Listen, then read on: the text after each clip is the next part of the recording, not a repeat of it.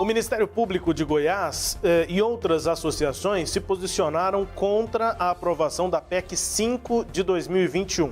Essa proposta de emenda à Constituição é vista como forma de enfraquecer a autonomia do MP e, para ter detalhes, enfim, entender a proposta e a posição do Ministério Público em Goiás, a gente conversa a partir de agora ao vivo com a coordenadora da área do Patrimônio Público e Terceiro Setor do Centro de Apoio Operacional do Ministério Público aqui de Goiás, Fabiana Zamaloa.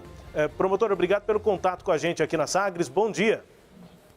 Bom dia a todos e a todas. É um grande prazer estar aqui participando dessa conversa.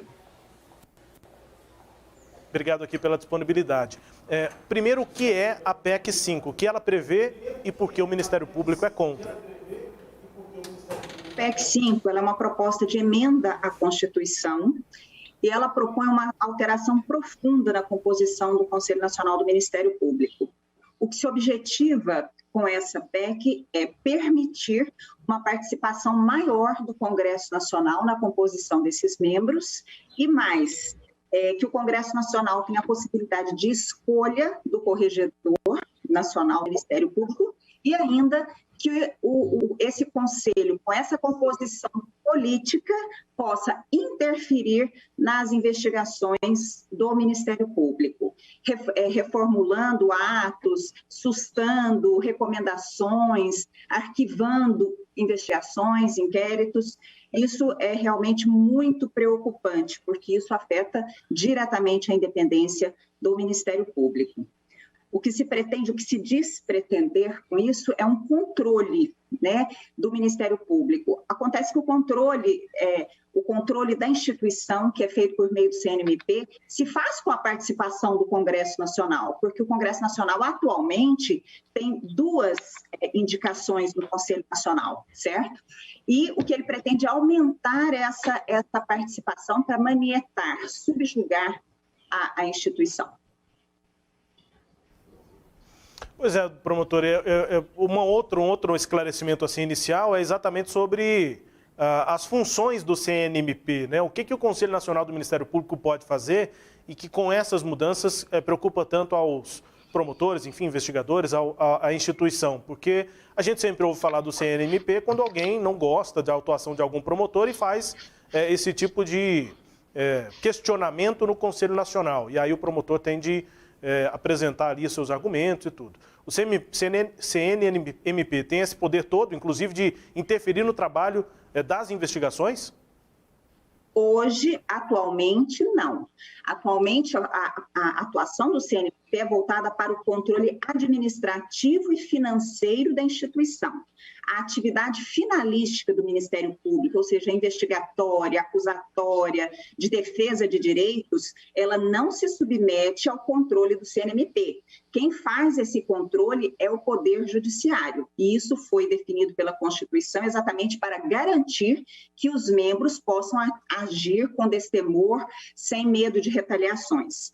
O que se pretende é exatamente isso, permitir que o CNMP interfira nessa atividade finalística e mais, alterando a composição do CNMP, permitindo maior ingerência política pela indicação de membros em maior número pelo Congresso Nacional.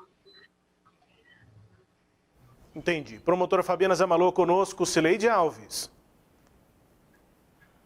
Promotora, ontem o presidente Arthur Lira chegou a anunciar no plenário que havia um acordo para votar a PEC, né, um acordo entre as entidades e a Câmara dos Deputados. Depois as entidades gravaram o vídeo, emitiram inclusive uma nota à noite, assinada por 5 dessas entidades, negando. O que foi que aconteceu que gerou esse ruído todo?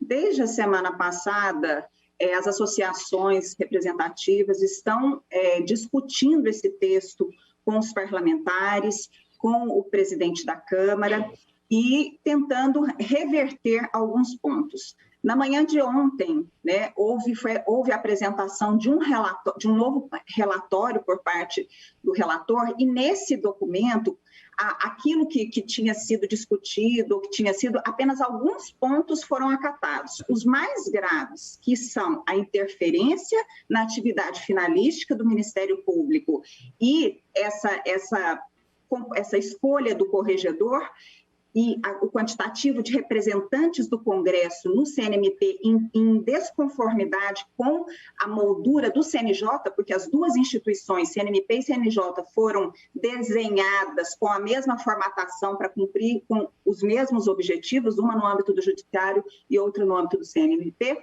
Diante desse relatório, houve a expedição da nota pela manhã ainda de que o Ministério Público não concordava com o relatório proposto. Entretanto, o presidente, na sessão, argumentou, talvez na tentativa de demover os parlamentares da resistência, que existe uma grande resistência no âmbito da própria Câmara, afirmou que havia um acordo com as instituições, né, com as associações.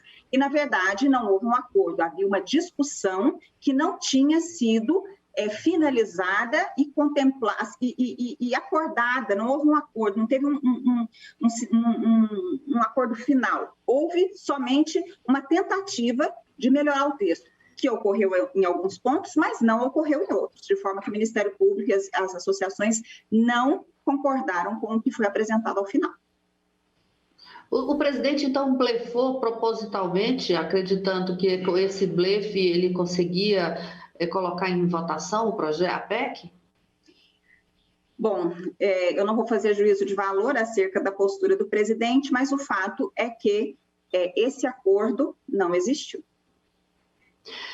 Bom, o projeto foi adiado, né? A votação da PEC foi adiada para a próxima semana. Há a possibilidade de algum acordo, ou seja, as entidades aceitam ceder em alguns dos pontos que estão contidos no atual projeto? Nós estamos discutindo, né, e as associações permanecem discutindo com os parlamentares. Essa questão da independência funcional para nós é muito cara. Essa composição diferida do CNJ também nos causa muitos problemas porque essas instituições foram formatadas para uma finalidade, e elas têm cumprido a finalidade. O argumento do presidente da Câmara é de que há um corporativismo no âmbito do Ministério Público, e por isso a razão de alterar esta composição. Acontece que, em pesquisa, um estudo feito pelo CNMP, está publicado inclusive no site do CNMP, demonstra que de 2005 a 2019, que é o período de existência e quando foi realizado esse estudo, o CNMP instaurou 137% a mais de investigações contra membros e aplicou mais punições do que o CNJ. Ou seja, não há um corporativismo, né? O que se pretende é que esse controle seja feito pelo Congresso de uma forma não republicana.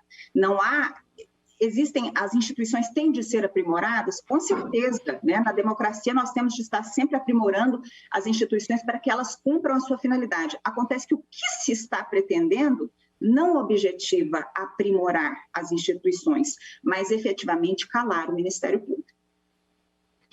Promotora, a gente sabe que essa PEC surgiu de uma reação do Congresso Nacional ao ativismo político que houve na Lava Jato.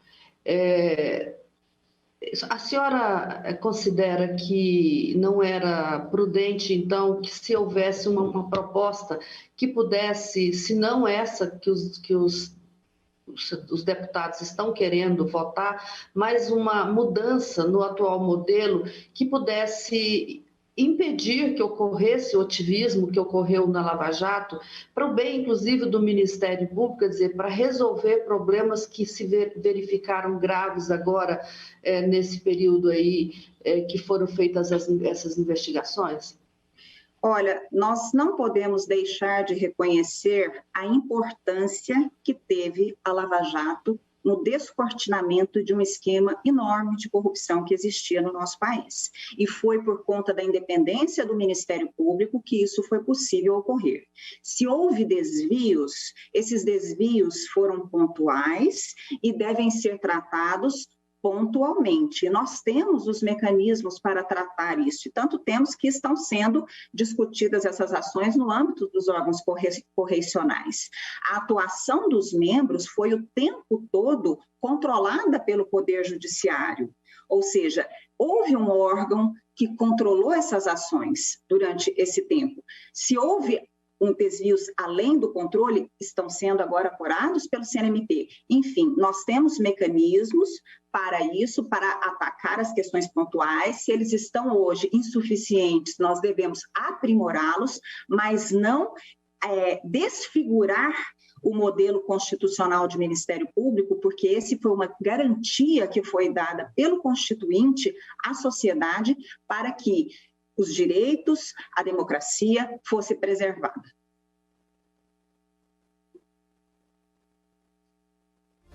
Fabiana Zamalloa conosco aqui no Sagres Sinal Aberto. O contato da Cileide, infelizmente, caiu, promotora. Ela está remotamente, enfim, isso acontece. Promotora, então, para finalizar, gostaria de ter uma perspectiva, né, da senhora, enfim, como é que o Ministério Público espera que essa questão seja tratada a partir de agora no Congresso e qual que é, na prática, a expectativa?